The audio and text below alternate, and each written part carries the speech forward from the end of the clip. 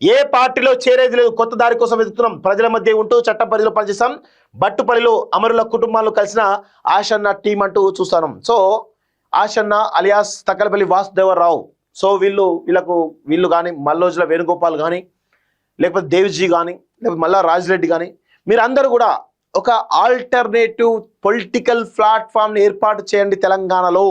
ఎందుకు అంటే ఇక్కడ బీఆర్ఎస్ పార్టీ తెలంగాణ సంపదనంతా దోచుకొని వేల లక్షల కోట్ల రూపాయలు సంపాదించుకున్నది.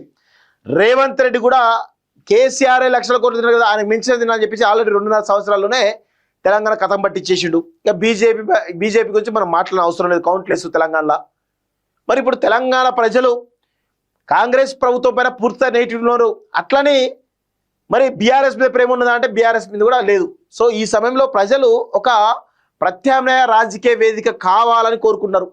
సో ఈ ప్రత్యామ్నాయ రాజకీయ వేదికలో భాగంగా మీలాంటి వాళ్ళు వస్తే 100కు 100% ప్రజలు మిమ్మల్ని ఆదరించడానికి అవకాశం ఉంటుంది. మీలాంటి వాళ్ళు ప్రత్యామ్నాయ వేదికలు ఏర్పాటు చేయండి. ఇక్కడ ఉన్నటువంటి ఎవరైతే రాజకీయ నాయకులు, కొంతమంది నీతిగల రాజకీయ నాయకులు, వాళ్ళతో కలిసి మీరు చర్చలు చేసి ఒక ప్రత్యామ్నాయ రాజకీయ వేదిక ఏర్పాటు చేయండి.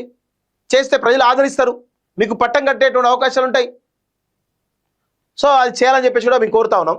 సో మేము చావుకు భయపడే వాళ్ళం కాదు, అందుకు భయపడి లొంగిపోలేదు, ప్రజల మధ్య ఉంటూ చట్టం పరిధిలో పనిచేస్తాం, ఏ రాజకీయాల వైపు పార్టీల వైపు వెళ్ళబోమని మావోయిస్టు మాజీ కేంద్ర కమిటీ సభ్యుడు ఆశన్న స్పష్టం చేశారు. తాము బయటకు రావాలని, మార్పుకు అనుగుణంగా పోరాడాలని అన్ని ఆలోచించే పార్టీ కేంద్ర కమిటీ పొలిట్ బ్యూరోలో చెప్పి మరి నిర్ణయం తీసుకున్నట్లు ఆశలు తెలిపారంటూ చూస్తాను. సో 100కు 100% మీరు ప్రత్యామ్నాయ రాజకీయ వేదికను ఏర్పాటు చేసి తీరాల్సిందే, ఇది ప్రజల యొక్క డిమాండ్.